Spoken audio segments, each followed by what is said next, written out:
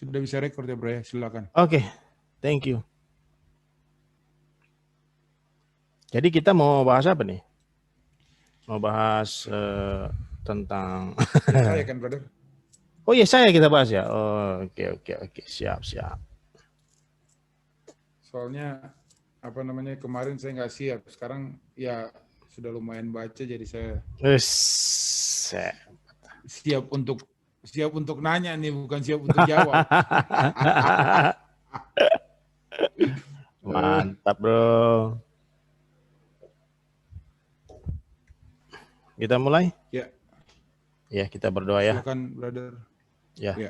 terima kasih Tuhan. Kami sangat bersyukur karena Tuhan boleh memberkati kami sehingga saat ini kami masih mempunyai kesempatan untuk berdiskusi dan berbagi akan pengetahuan dan juga kebenaran firman Tuhan. Biar kiranya Tuhan boleh membantu setiap pembicaraan kami dan diskusi kami supaya ini boleh menjadi berkat bagi kami secara pribadi, begitu juga untuk saudara-saudara seiman yang mendengarkannya. Terima kasih Bapa. Kami serahkan doa dan acara kami ke dalam tangan Tuhan. Di dalam nama Tuhan Yesus kami berdoa dan ucap syukur. Amin. Amin. Terima kasih brother. Ya, terima kasih.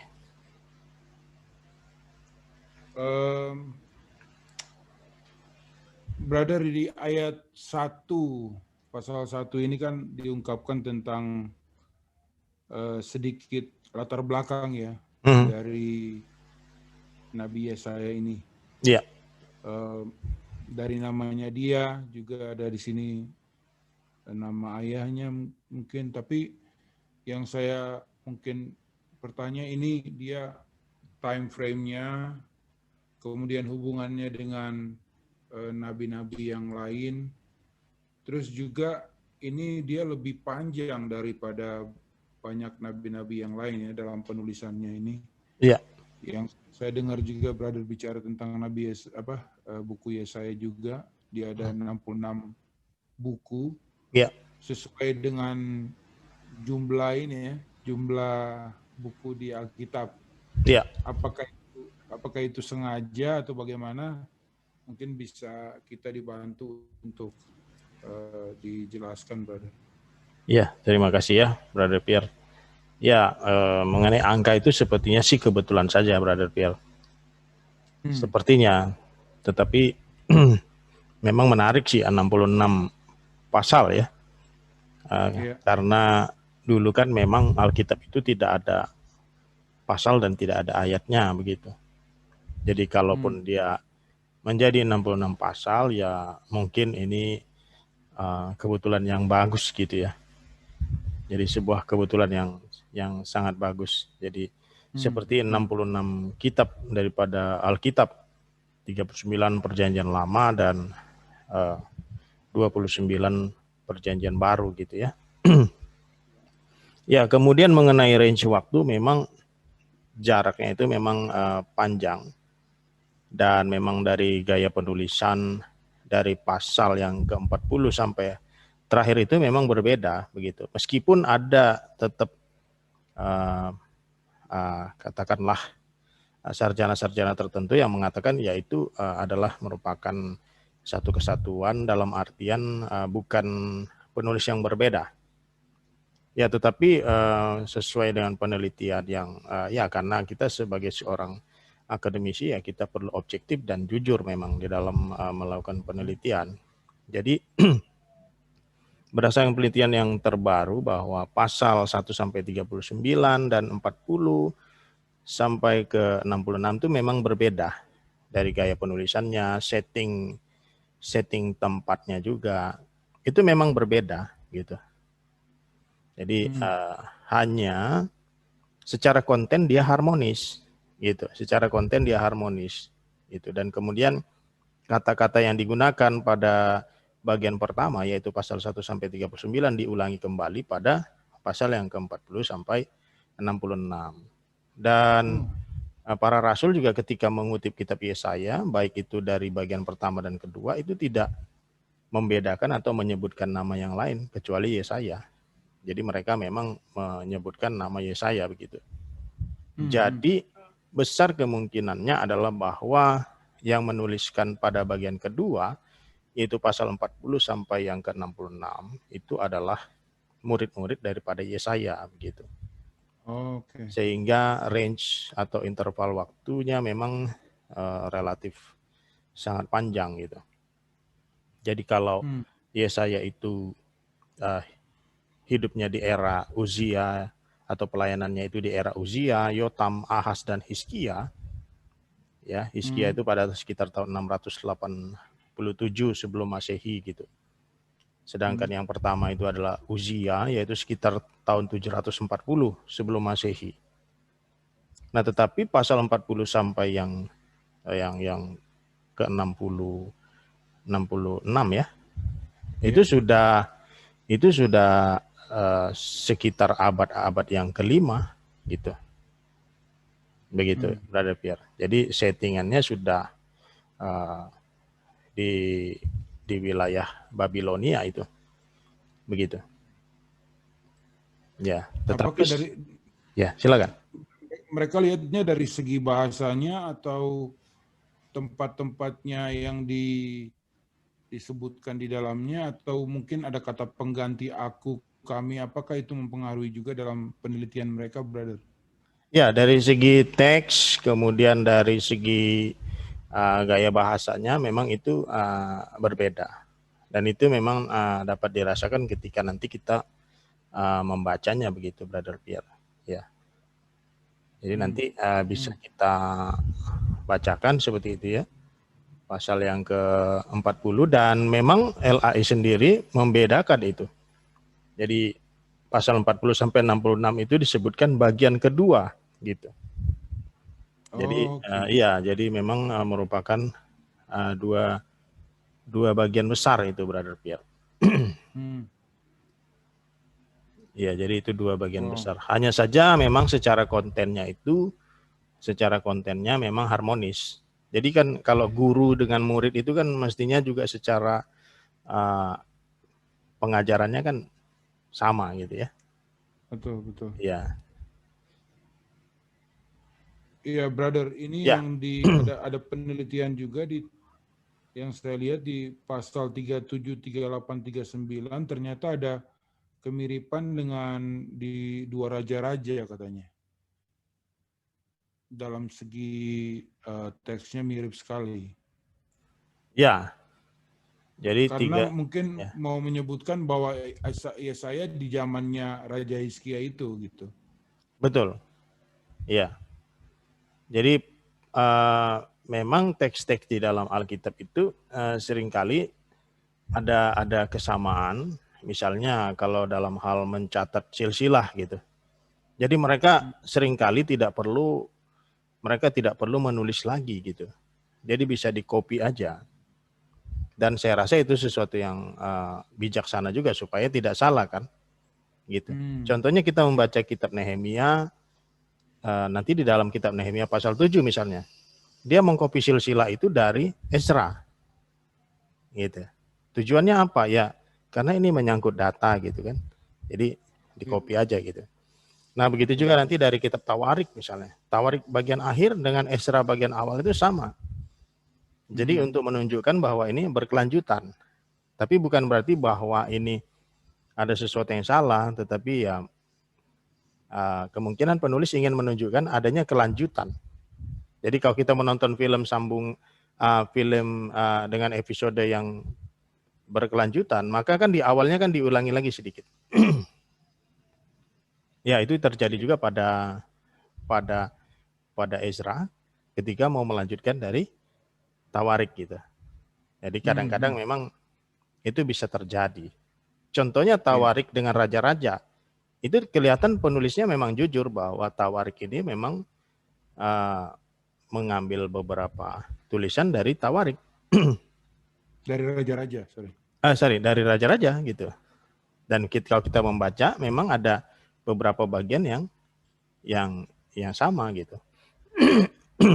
Tetapi kan tujuan penulisannya berbeda. Iya, betul. Iya, begitu. Brother, ini kan menyangkut penulis dan juga mungkin adanya kesamaan. Ya. Terus terang awalnya sebelum mempelajari Alkitab, ada juga sedikit, terus terang saja ini jujur, kekecewaan. Artinya, loh kok kayaknya Alkitab kita tuh sepertinya nggak sempurna gitu. Maksudnya, sepertinya ada kesamaan ataupun mengcopy itu. Tapi setelah mempelajari, mulai bisa mengerti bahwa ini Alkitab punya sejarah yang luar biasa. Tapi gimana untuk pendengar-pendengar awam kita ini yang mungkin menganggap Alkitab tuh sepertinya wah kitab suci dan gimana gitu, maksudnya harus diperlakukan dengan kita nggak boleh pertanyakan atau gimana, brother? Kira-kira gimana kita bisa menjelaskan ini? Ya, kadang-kadang kita perlu menyadari juga bahwa kondisi di masa lalu itu memang berbeda dengan kondisi yang sekarang gitu. Kalau sekarang kan kita gampang ya mengcopy teks, paste pakai komputer, kemudian ya gampang lah men-search kata juga gampang gitu. Kalau zaman dulu itu kan bukan sesuatu yang mudah untuk menulis gitu. Jadi kalau ada tulisan-tulisan kuno yang selengkap ini, saya rasa itu sudah patut diapresiasi gitu, karena ini dengan teknologi yang jauh daripada sekarang, tetapi mereka bisa menghasilkan tulisan-tulisan seperti itu. Nah, kenapa kemudian ada semacam ya katakanlah ada teks yang ditambah, misalnya seperti pengkhotbah gitu kan, ada tambahan dari penulis misalnya. Itu sebenarnya tujuannya untuk memberikan semacam ya pengantar kepada perkataan Kohelet misalnya pada bagian awal.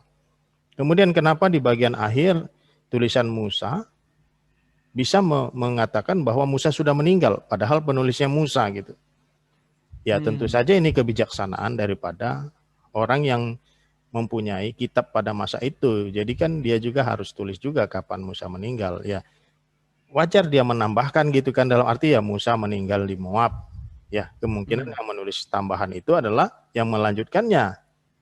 Misalnya Yosua gitu. Itu dia tambahkan pada kitab Ulangan. Dan kita tahu kitab Ulangan adalah tulisan daripada Musa. Tetapi kalau Yosua tidak menambah tambahan itu, nanti kan nggak tahu matinya Musa itu gimana gitu. Iya kan? Betul. Dan Musa kan nggak bisa menulis kitabnya waktu dia sudah meninggal. Gitu. Jadi ada hal-hal yang logis yang istilahnya kita bisa terima, dan itu tidak mempengaruhi harmonisasi daripada konten atau pesan-pesan dalam Alkitab itu sendiri. Semacam subskripsi misalnya, penulisan judul-judul untuk Mazmur misalnya. Bahwa ini misalnya sebuah tulisan yang diaskripsikan kepada Daud atau Salomo misalnya. Ya itu kan lebih kepada tambahan-tambahan yang wajar gitu ya. Gitu, brother. Jadi bagi brother Naik, selama bukan pencarian ya, maksudnya penelitian ataupun mempelajari firman, bagaimana brother Naik mendekati, maksudnya bukan mendekati, mencoba untuk mengerti akan hal-hal seperti ini gitu. Karena kan maksudnya kan kita punya pengetahuan seperti ini tentang Alkitab, kemudian kita menggali lebih dalam, ternyata terbuka lebih banyak lagi. Mungkin ada hal yang kita bisa lebih mengerti, mungkin ada hal yang mungkin bisa juga mengganggu memberikan pertanyaan-pertanyaan dalam pikiran kita. Kira-kira gimana, brother? Ya, Alkitab itu kan mempunyai konten besar, mempunyai pesan yang besar, brother. Jadi sebelum kita beralih kepada pesan-pesan ataupun konten-konten yang lebih kecil dan rinci dan detail, tapi kan ada konten besarnya, yang mana pesan-pesan yang kecil-kecil, yang rinci-rinci ini nggak boleh bertentangan dengan yang besar ini gitu. Contoh bahwa Alkitab ini kan berbicara tentang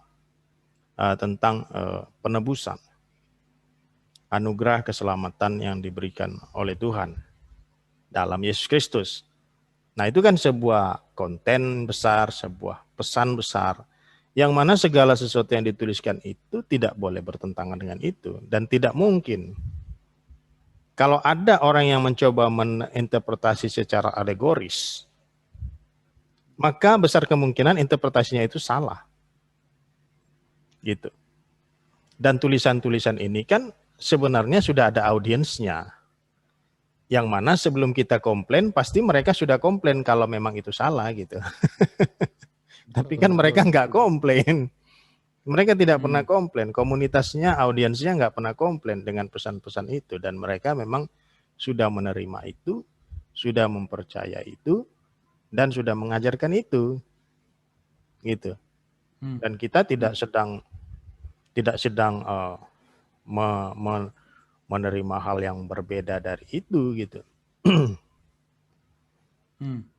Iya, jadi memang sudah ada audiensnya.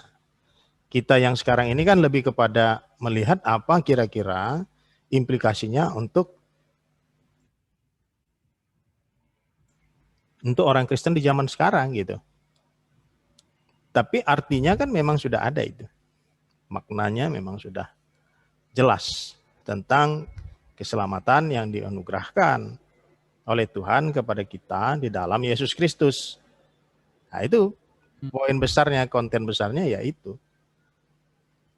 Ya, dan segala sesuatunya tidak bertentangan dengan itu, brother.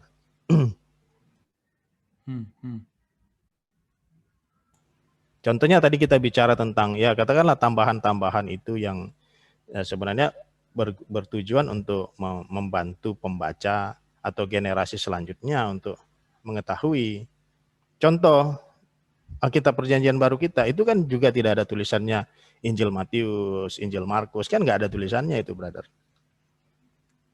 Nah, tetapi kenapa ditulis ya supaya kita lebih mudah aja, supaya kita tahu ini Injil Matius, ini Injil Markus. Nah, itu kan juga tidak ada dalam salinan aslinya gitu.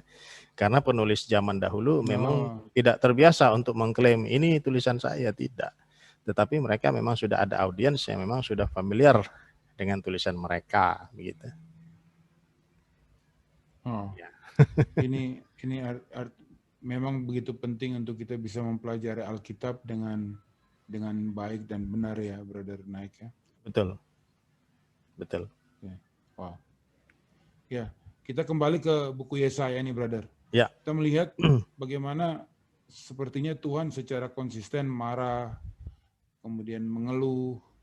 Ya, kalau bisa melihat ini kayaknya gimana ya? Maksudnya ada karakter Tuhan yang seperti ini yang kita saksikan dan lihat apakah ini bahasanya Yesaya ataukah memang benar-benar bahwa ini mengungkapkan bagaimana hati Tuhan terhadap Israel saat itu gitu. Ya. Ataupun orang-orang yang mungkin bangsa-bangsa yang di sekitarnya. Ya, terima kasih Brother Pierre. Ini pertanyaan yang bagus. Hal seperti ini nanti bisa kita pelajari dalam teologi sistematika berkaitan dengan atribut Tuhan. Jadi Tuhan itu kan nggak mungkin berdosa. Karena tidak mungkin Tuhan bersamaan berdosa dan bersamaan kudus, itu tidak mungkin. Yang benar adalah Tuhan itu maha kudus, maha adil, tetapi juga maha kasih. Nah, kalau kita lihat Tuhan itu misalnya sepertinya sedih, sepertinya marah, ya itu berkaitan dengan atribut-atribut tadi. Jadi misalnya Tuhan marah, ya itu berkaitan dengan kekudusannya, berkaitan dengan keadilannya. Artinya natur Tuhan itu memang nggak bisa membiarkan hal yang salah tanpa ada tanpa ada konsekuensinya gitu. Nah, itu sehingga kita bisa memahami salib juga kaitannya kan ke situ. Contoh, kita tahu kita ini sudah berdosa. Gitu. Dan dosa itu kan upahnya maut. Dan kita tahu Tuhan itu nggak bisa yang namanya ya udah, Tuhan itu nggak seperti nenek-nenek yang baik seperti yang kita gambarkan di dalam kehidupan kita sehari-hari. Kalau nenek-nenek kan cucunya salah, ya nggak apa-apa, dimarahin sama ibunya nggak apa-apa, jangan dimarahin. Nah, Tuhan itu nggak seperti nenek-nenek yang baik yang dalam gambaran kita. Nggak bisa, semua kesalahan itu ada konsekuensinya. Begitu. Jadi Tuhan itu kan Maha Kudus, Maha Adil. Memang harus ada konsekuensinya ini. Karena Maha Kudus tadi, karena Maha Adil tadi. Tetapi juga Maha Kasih. Maha Kasih. Nah, dari situlah kita bisa memahami mengapa dia harus datang dan mati di atas kayu salib. Karena dia Maha Kasih. Gitu. Jadi dia membayar dosa-dosa kita, menggantikan kita, menebus kita. Karena dia Maha Kasih tadi, Brother Pierre. Gitu. Wow. Tetapi apakah dia wajib untuk menebus dosa-dosa kita? Tidak. Karena itu adalah anugerah. Gitu. Apakah dia harus menyelamatkan kita? Tidak. Karena apa? Karena itu anugerah. Kalau wajib bukan anugerah namanya. Itu kewajiban Tuhan, bukan anugerah Tuhan. Gitu. Tapi yang dia lakukan itu adalah karena kasihnya yang besar, sehingga dia memilih kita. Ya kan? Dikatakan seperti itu. Wow. Ya. Luar biasa. Brother, ini kalau hubungannya dengan waktu Tuhan menciptakan kita, dia bilang image-nya, apakah seperti apa? Maksudnya ini berhubungan dengan karakternya dia, atau kita kan bisa juga kan bilang image-nya bentuk badannya atau secara fisik atau gimana, brother? Ya. Saya merekomendasi ada satu buku ini yang Brother Pierre pernah berikan, kirimkan ke saya. Ini bukunya ini Christian Doctrine. Oh, oke. Lagi belajar tuh. Ya, di sini ada yang disebut dengan Doctrine of Humanity, gitu Brother Pierre. Okay. Jadi Doctrine of Humanity ini membahas tentang itu ya. Jadi di chapter 18 ya. Chapter 18 halaman 164. Nah, ini sebenarnya berkaitan juga brother dengan teologi sistematika, brother. Jadi saya sih menyarankan kalau mau mempelajari tentang teologi sistematika bisa di sini gitu. Yeah. Introduction to the Doctrine of Humanity ya. Iya. Introduction to the Doctrine of Humanity gitu. Yes. Nah, jadi image of God itu dibilang di sini adalah jadi ada berkaitan fungsinya, relasinya dan substansinya gitu. Oh, Saya sih merekomend baca itu lebih detail ya gitu. Kalau memang ada situ. Ya. Begitu brother. Ya.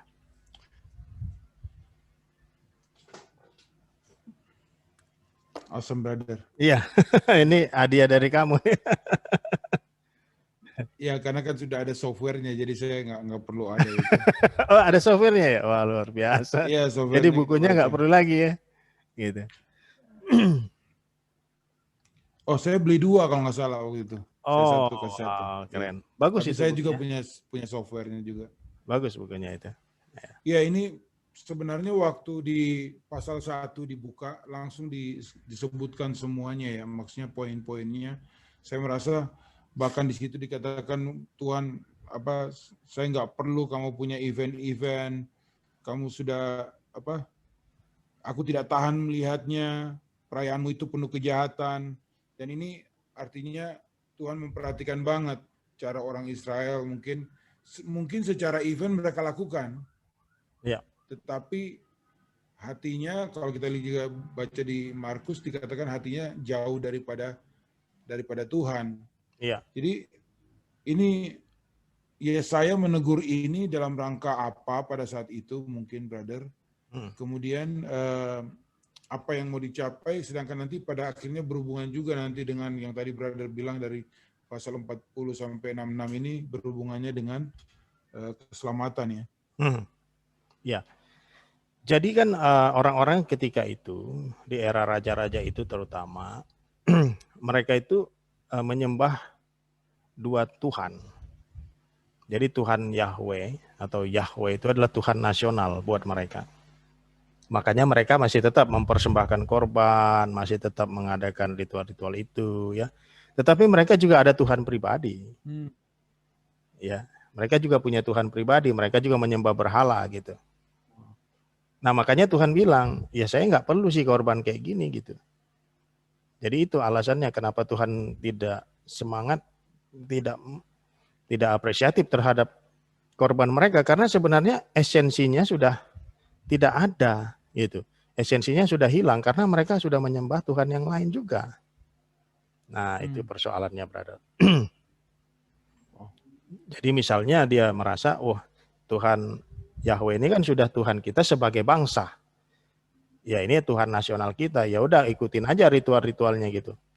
Ya tapi saya juga punya Tuhan sendiri yang kalau istilahnya kalau Tuhan ini saya merasa kurang berhasil, saya mau Tuhan yang lain gitu. Ya. Jadi itu persoalannya di situ. Makanya kalau kita perhatikan contohnya Nabi Ahab, dia sudah panggil nabi-nabinya, dia sudah punya nabi-nabinya, tapi juga dia panggil Nabi Mika.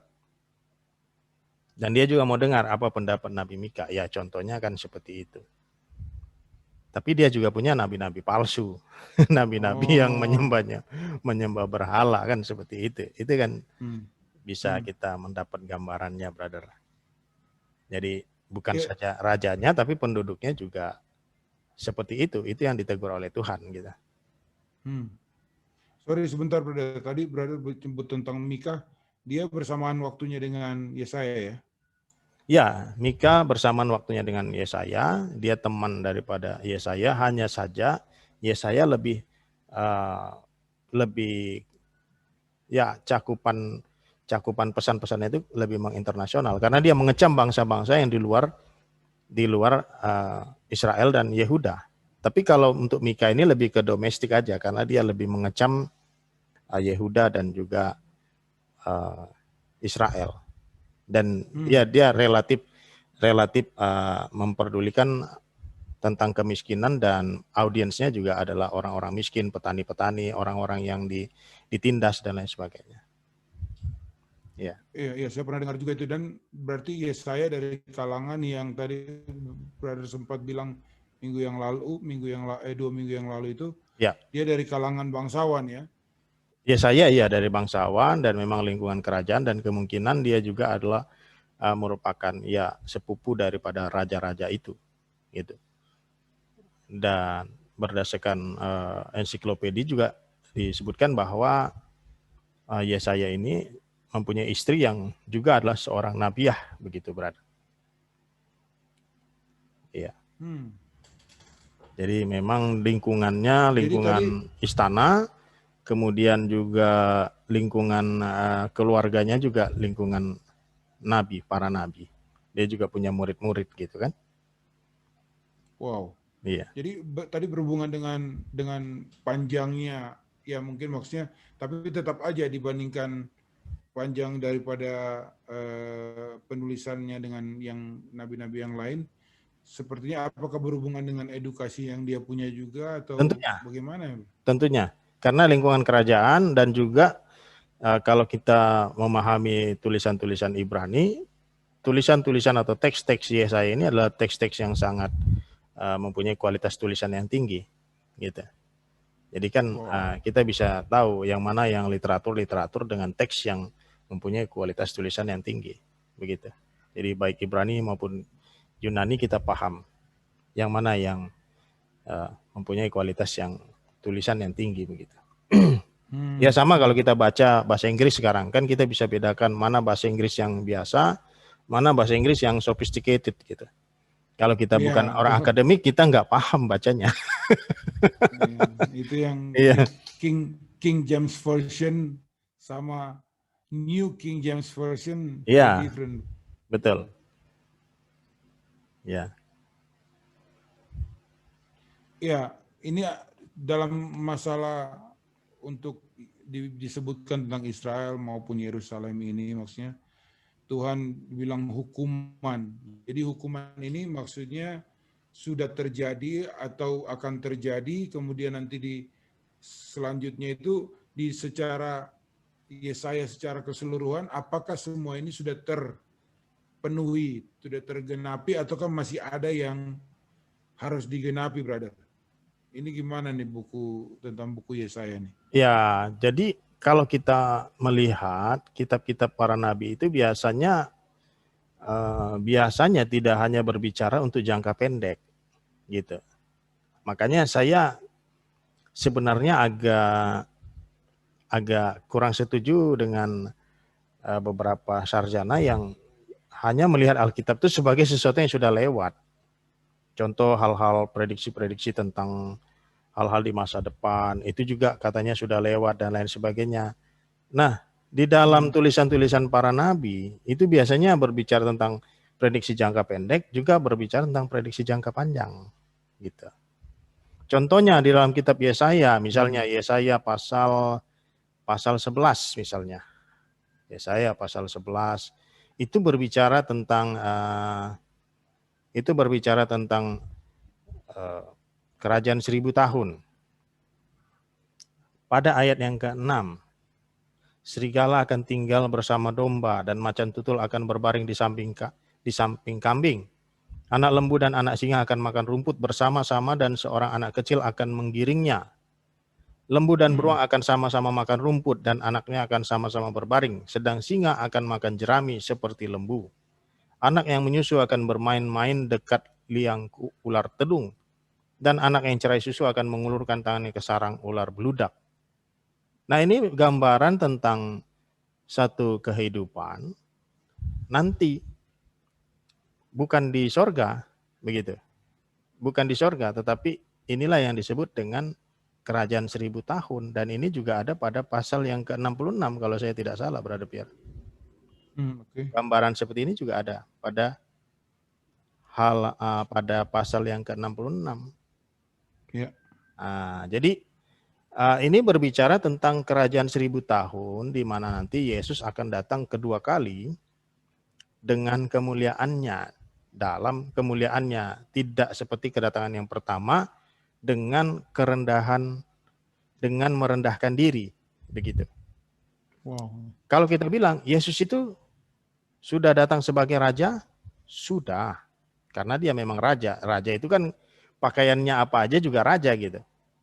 Contoh kalau kita adalah seorang raja, kita pakaian compang-camping, kita pergi ke pasar, ya kita tetap raja, hanya kita merendahkan diri. Nah, itu yang terjadi dengan Yesus ketika datang pada pertama kali. Nah, ketika Tuhan Yesus datang pada pertama kali, dia datang dengan merendahkan diri. Makanya tidak kelihatan seperti raja, tidak seperti Herodes, tidak seperti raja-raja Persia, tidak seperti raja-raja yang lain. Tapi nanti ketika datang yang kedua kali, memerintah kerajaan 1000 tahun, dia datang dengan kemuliaannya. Di situ baru kita bisa melihat tampilan raja yang luar biasa, begitu, Brother Pian. Wow. Yang seperti digambarkan oleh Rasul Yohanes dalam kitab Wahyu. Gitu. Iya. Jadi ini ada berhubungan dengan Wahyu juga ya? Iya, benar. Jadi ini kan berkaitan, berkesinambungan, progresif dia. Jadi termasuk kitab yang apokaliptik juga yang memberikan gambaran tentang akhir zaman, gitu, Brother Pierre. Wow, ini berat juga ini anunya ya, untuk kita bisa masuk ke dalam kerajaan 1000 tahun ini ya. Betul. Ya, tapi memang ada perbedaan antara penganut atau orang yang percaya amilenialis dengan pramilenialis. Kalau amilenialis mengatakan bahwa Tuhan itu sudah datang untuk kedua kali. Ya, hanya kita berbeda saja pandangannya. Kalau sudah datang kan, maka akan kita pun ya mungkin masih banyak perbedaan pendapat tentang itu. Tuhan datang yang kedua kali, kapan, di mana, dan bagaimana, gitu kan? Iya. Tapi memang ya dari saudara-saudara kita yang menganut amilenialis, ya saya tidak bermaksud memperdebatkan ini, hanya saya mau kasih tahu saja perbedaannya.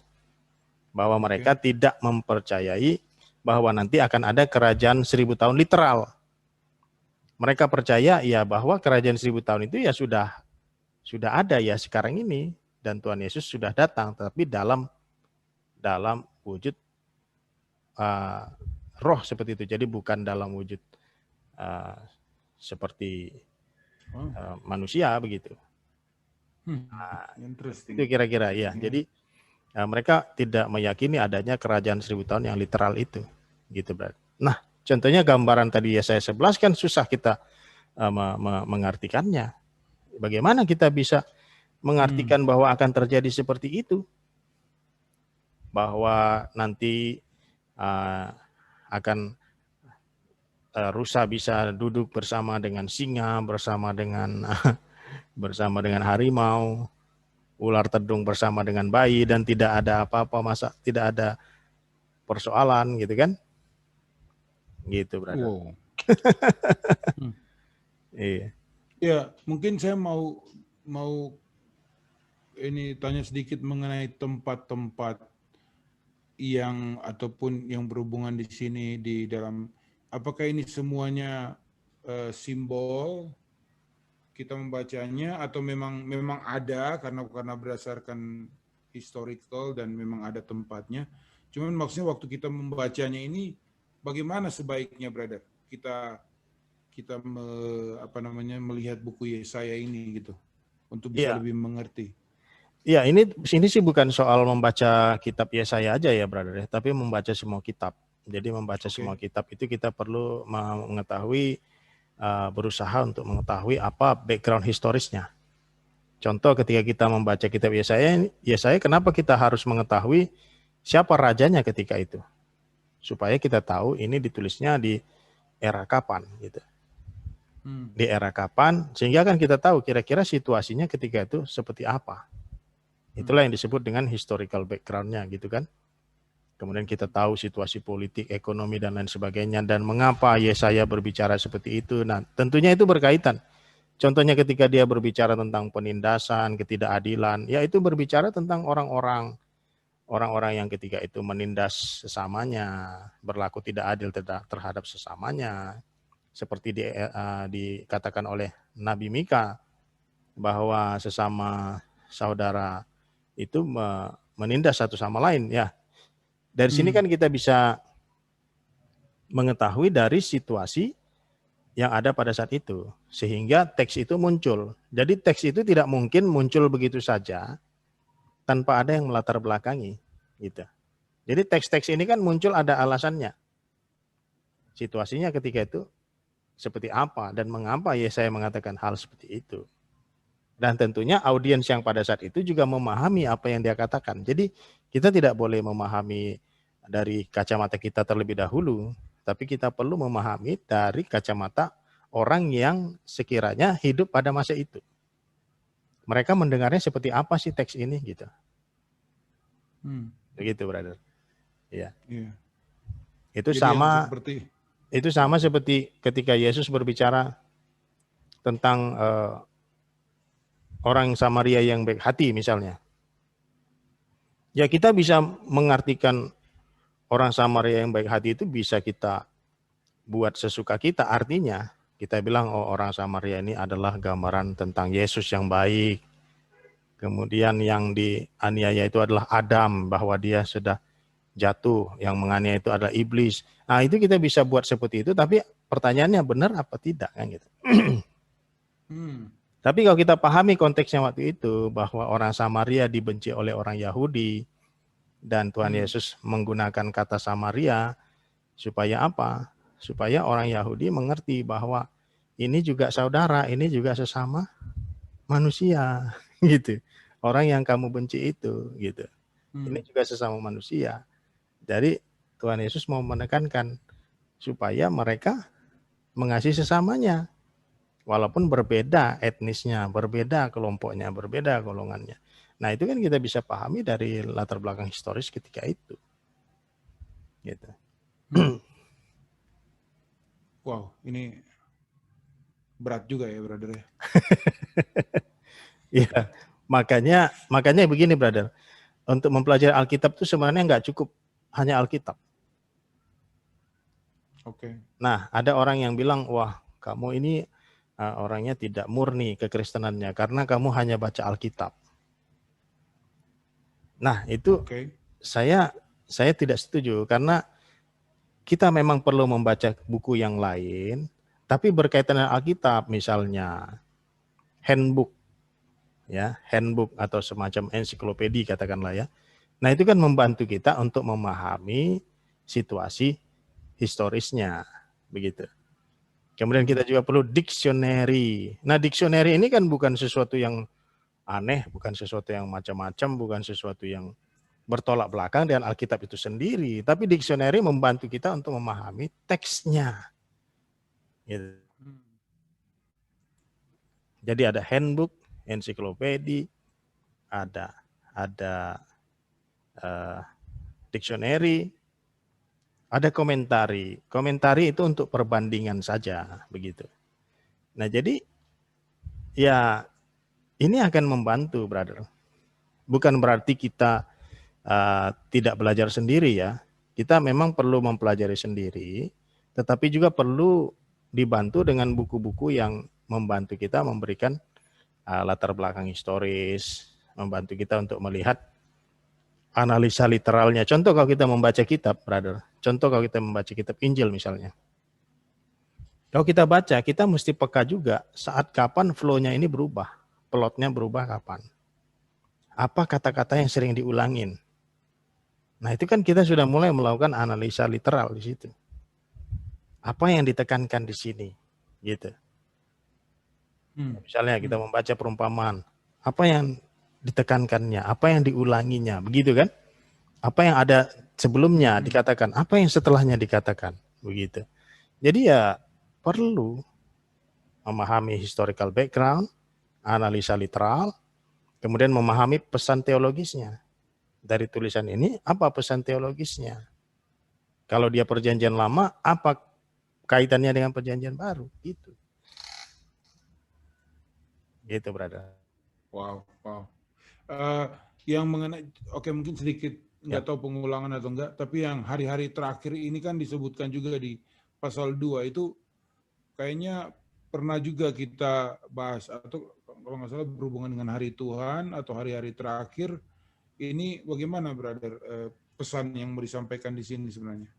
Ya, jadi kalau kita membaca itu kita lihat saja dari tulisan-tulisan atau dari teksnya itu, brother. Biasanya ketika dia berbicara hari-hari terakhir itu bisa berbicara tentang penghakiman. Itu bisa berbicara tentang kedatangan Mesias, begitu. Jadi ya tergantung teksnya gitu. Jadi hari-hari terakhir, hari Tuhan, kita lihat teksnya. Kalau dia bilang berkaitan dengan penghakiman, ya itu maksudnya. Jadi dia bukan hanya berbicara tentang, bukan mengartikan satu hal gitu. Tapi dia bisa tentang kedatangan Mesias, bisa tentang penghakiman, ya dan beberapa hal lainnya. Tergantung teks yang kita baca, begitu. Oke. Mungkin bisa kita lihat apa misalnya pasal berapa, ayat berapa. Nah, kemudian kita cari tahu di situ. Kalau pasal 2, kalau saya baca ini pasal 2. Pasal 2 mana ya?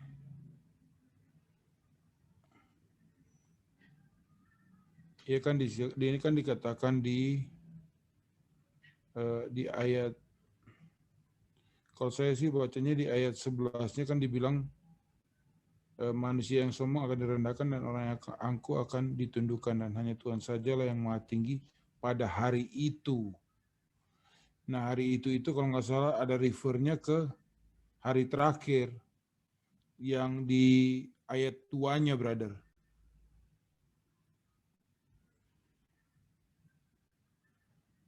Mute, brother. Sorry, nggak ada suara, brother. Kayaknya ke mute.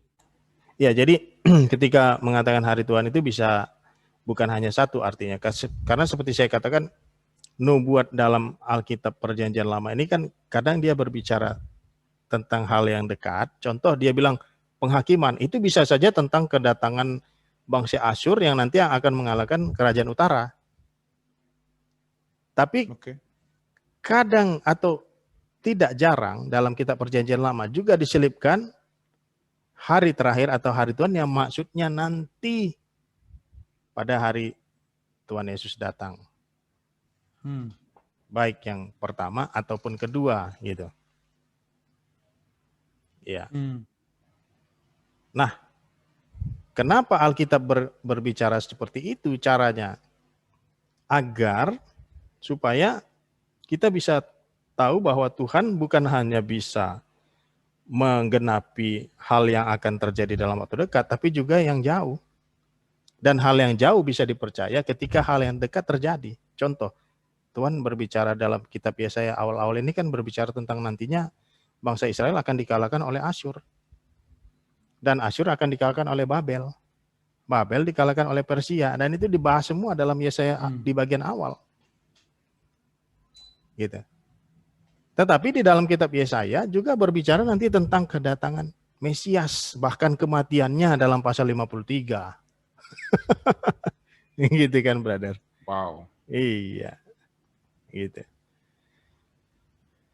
Ya sama seperti Tuhan Yesus mengatakan bahwa nanti batu-batu daripada bait suci ini tidak akan menimpa satu sama lain, ini akan runtuh, hancur. Tapi kemudian dia berbicara lagi tentang akhir zaman, gitu. Berbicara lagi tentang antikristus.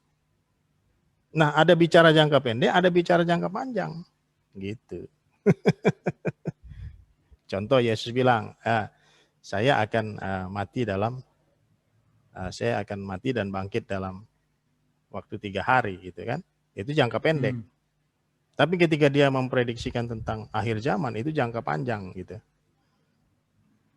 Ya, jadi ada jangka pendek, ada yang jangka panjang. Yaitu cara Tuhan untuk supaya kita bisa mempercayai hal yang jauh ketika yang dekat terjadi. Gitu. Wow. Gitu, brother. Ini pertanyaan saya baru sampai pasal 2 nih, brother. Tapi kita kayaknya sudah bahas banyak banget nih. Mungkin kita bisa nanti lanjutkan lagi untuk minggu depan. Siap. Tapi mungkin beberapa hal di sini. Tadi saya sudah bicara mengenai simbol, tapi di sini dibilang perempuan-perempuan Sion. Terus dia bilang kalau di bahasa Inggrisnya kan Yerusalem itu sebagai her ya. Yeah. Maksudnya sebagai kota, maksudnya sebagai perempuan. Iya. Yeah. Dianya itu kata penggantinya sebagai her. Her. Itu gimana tuh, brother? Iya, jadi memang orang Israel atau orang Yahudi memang memahami bahwa Tuhan itu memang seperti mempelai pria. Jadi bukan saja hanya perjanjian baru, tapi perjanjian lama juga memahami bahwa Tuhan itu seperti mempelai pria, Israel itu seperti mempelai wanita. Bahkan mereka saking intensnya memahami itu, bahkan menilai bahwa kitab Kidung Agung itu pun mengartikan seperti itu. Walaupun sebenarnya kan Kidung Agung berbicara tentang keintiman antara pria dan wanita dalam sebuah hubungan yang sah, gitu kan. Begitu, brother. Ya seperti halnya Hosea misalnya dengan istrinya. Itu kan juga digunakan oleh Tuhan sebagai ilustrasi tentang Tuhan dengan Israel. Gitu. Jadi baik bangsa Israel, begitu juga dengan Yerusalem, ya sering disebut dengan menggunakan kata ganti her, dia wanita, begitu. Begitu, brother. Iya, tapi kalau yang mengenai Hosea itu di zaman sekarang bisa jadi artinya lain tuh, brother. Iya. Gimana itu? Iya. Nggak bisa diambil secara benar juga kan. Benar. Makanya kita harus memahami dari pemahaman atau dari sudut pandang audiens ketika itu. Nggak bisa, wah ini kayaknya kita nggak bisa mengatakan, wah ini itu teksnya cocok buat saya. Jangan. Kita lihat dulu itu oleh pembaca pertama, pembaca Alkitabiah pertama, audiens yang pertama itu seperti apa mereka memaknainya. Lalu kita mengambil implikasinya, prinsipnya, kesimpulannya, refleksi spiritualnya, kan gitu, brother. Iya kan? Iya. Jadi memang ya kita nggak bisa bilang, wah dia begitu, oh saya boleh begitu. Nggak bisa. Pahami dulu, itu situasinya ketika itu kan menggambarkan tentang Tuhan, tidak ada mengatakan itu instruksi. Contoh, ketika Yesus memberikan perumpamaan, perumpamaan itu adalah gambaran, tapi bukan instruksi. Gitu kan. Nah, kita harus memahaminya sebagai sebuah gambaran, tapi bukan instruksi. Nah, perumpamaan itu memberikan punchline pada pesan yang sudah jelas. Jadi kita nggak bisa mengembangkan sesuka hati kita begitu. Iya ya. Iya. Tapi perumpamaan itu banyak, maksudnya semua perumpamaan yang dikatakan Yesus itu berhubungan dengan apa yang terjadi masa itu kan? Apa yang terjadi masa itu, dan juga memang udah ada pesannya. Contohnya, orang Samaria yang baik hati, pesannya memang mengasihi sesama, baik itu dari ayat sebelumnya kita baca, sebelum perumpamaan itu, dan setelah perumpamaan itu. Karena perumpamaan ini kan hanya memberikan satu punchline. Itu sama seperti ilustrasi Hosea. Ilustrasi Hosea itu ya kita jangan mengambil itu langsung untuk diri kita, tapi itu kan pertama-tama kita harus melihatnya itu tentang menggambarkan tentang Tuhan yang mengasihi bangsa Israel yang tidak setia, kan gitu. Ya itu pesan besarnya kan di situ, bahwa kasih Tuhan itu melebihi ketidaksetiaan daripada Israel ini, gitu. Melebihi daripada kemarahannya, gitu kan? Ya itu yang harus kita. Brother, ini mungkin tidak berhubungan dengan Yesaya, tapi berhubungan dengan cara kita melihat Alkitab. Ya. Saya terus terang suka mempertanyakan juga mengenai Lukas 14 ayat sedikit aja. Ya. Lukas 14 ayat 25 ya.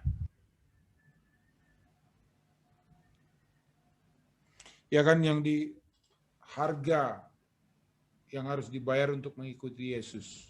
Ya. Waktu kita mengartikan sekarang ini, kita mengartikannya secara maksudnya Yesus dia tidak meninggalkan secara gimana. Tapi waktu itu gimana, brother? Waktu itu apakah ini benar-benar menyuruh mereka untuk meninggalkan atau bagaimana maksudnya? Karena kan biar bagaimana kan murid-murid nih, mereka benar-benar mengikuti Yesus kan pada saat itu. Kira-kira gimana ya kita bisa menginterpretasi ini secara benar gitu? Karena kan dia bilang kan kamu harus meninggalkan kan. Tapi pesan yang saat itu yang benar-benar yang mau disampaikan Yesus itu seperti apa? Kalau hari ini kan kita bilangnya kan, itu kan waktu itu seperti itu, kita mengartikannya ya artinya ya bukan membenci tapi mengikuti Yesus sepenuhnya dalam hidup kita gitu kan. Tapi di pesan yang mau disampaikan saat itu ada nggak kira-kira bahwa ini mereka harus benar-benar ikuti Yesus gitu 100% dalam artian fisikalnya juga gitu. Ya kita mesti memahami kehidupan para rabi di masa dahulu, Brother Pierre. Jadi kehidupan para rabi di masa dahulu memang mereka itu cara belajarnya memang bersama-sama. Jadi murid-murid itu bersama-sama pergi bersama dengan gurunya, dan mereka duduk di kaki gurunya, di kaki rabi itu, dan mereka belajar dari rabi itu, mendengarkan gitu. Nah jadi sebenarnya Yesus itu kan hidup di abad pertama, yang mana cara hidupnya di masa itu memang seperti itu. Makanya Yesus disebut rabi juga, karena dia juga mempunyai murid-murid, seperti halnya rabi-rabi yang lain juga mempunyai murid-murid. Perbedaannya di mana? Perbedaannya pada pengajarannya, gitu. Ya sama seperti gini, brother. Kita disuruh menulis surat zaman sekarang.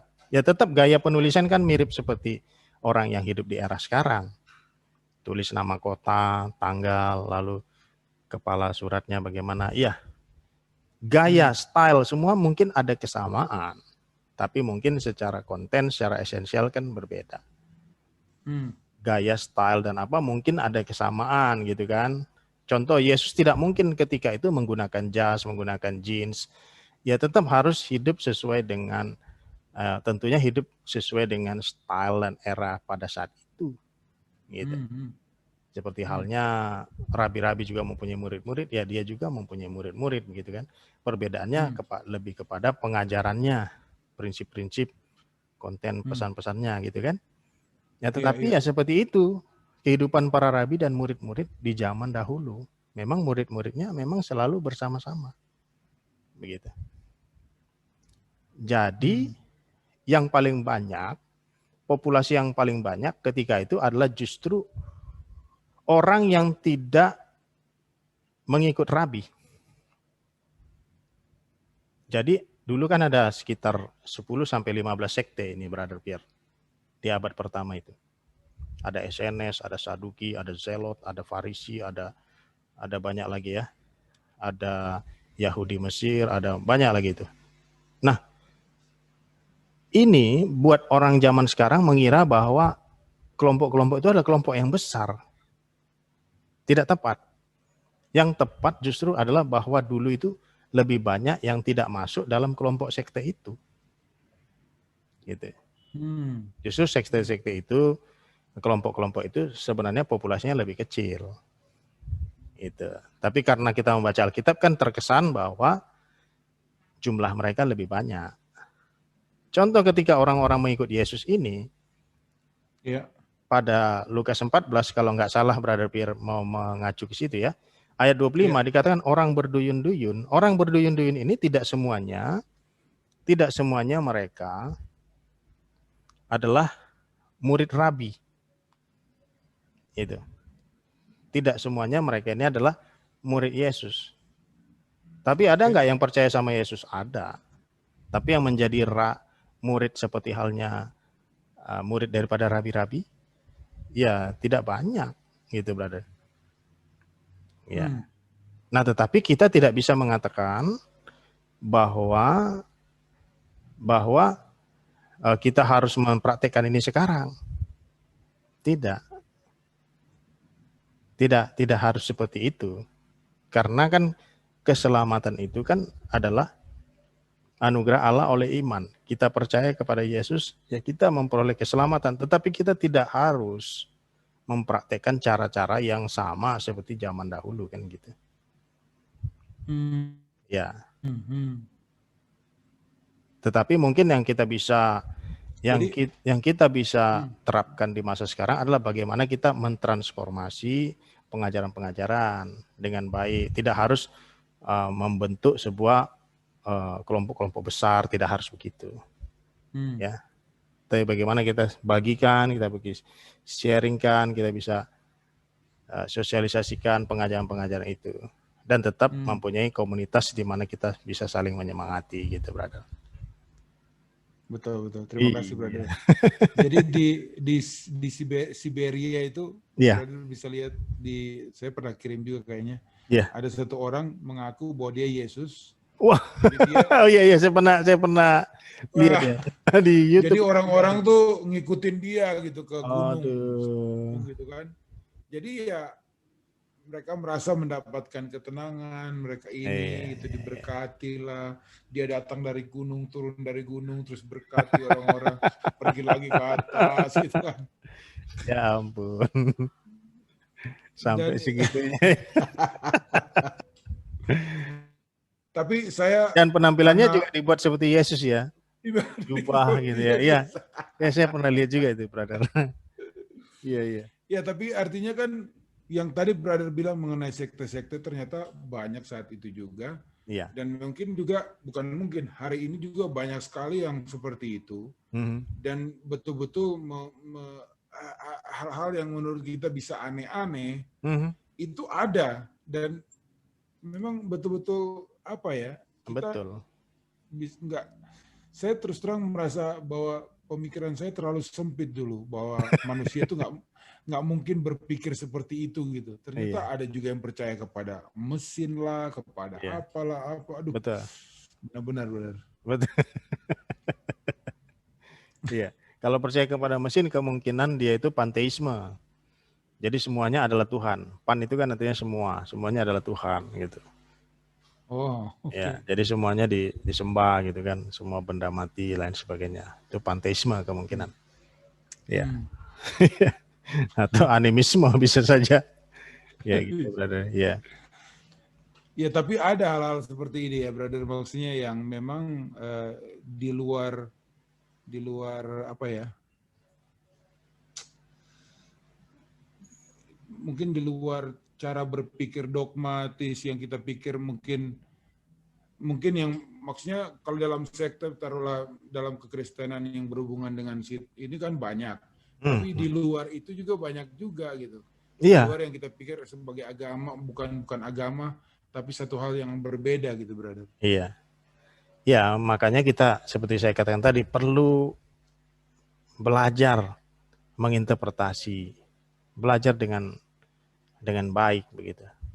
Jadi kan ilmu interpretasi itu kan ada. Kalau kita belajar dalam kuliah teologi evangelikal itu kan ada cara-cara, prinsip-prinsip, metode-metode menginterpretasi gitu. Dan memang itu make sense dan itu memang ilmiah gitu kan. Sama seperti kita memahami teks, kan kita perlu tahu juga preteksnya, koteksnya, konteksnya, gitu, historical backgroundnya, perlu menganalisa literalnya kan gitu. Jadi Secara literari. interpretasi yang kita pikir interpretasi itu tidak semudah yang kita pikir. Oh, itu kan Ya, interpretasimu gitu kan. Tapi ya, benar-benar ada satu ininya ya, betul. kedalamannya ya. Memang tidak mudah. Dan kita nggak boleh bilang hanya Alkitab saja. Sola scriptura. Sola scriptura yang dimaksud reformator bukan mengabaikan historical background, bukan mengabaikan informasi-informasi historis, bukan mengabaikan makna-makna teks dari kamus, bukan begitu. Bukan mengabaikan itu gitu. Tapi sebaliknya memperhatikan maknanya secara teks, memperhatikan historis daripada tulisan-tulisan itu. Ya, jadi kita mengatakan Alkitab saja bukan berarti hanya teksnya, historinya kita nggak mau tahu, gitu. Cara menginterpretasinya juga kita asal nggak boleh. Sola scriptura itu bukan begitu maksudnya. Iya. Itu kita jadi biblikisme namanya istilahnya, biblikisme. Biblikisme itu ya Alkitab saja tapi mengartikannya jadi asal gitu kan. Gitu. Itu berada.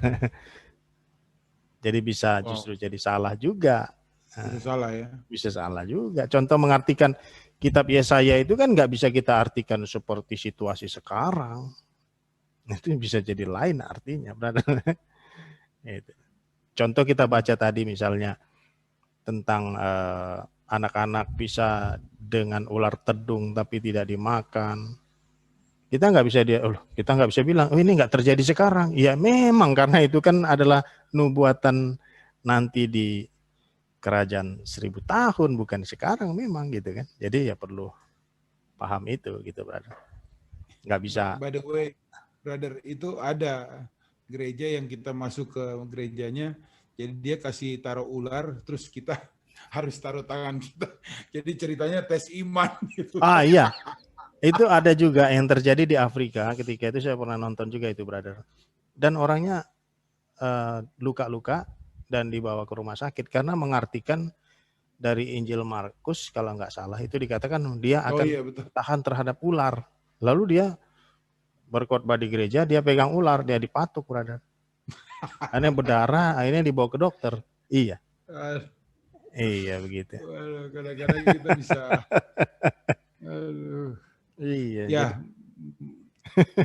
Mudah-mudahan kita akan melanjutkan lagi untuk buku Yesaya ini karena saya merasa banyak yang kita bisa belajar. Ya. Dan buku ini juga kalau nggak salah Pastor John MacArthur juga pernah bilang bahwa ini adalah buku kelima gospel gitu ya maksudnya. Iya, baik, benar.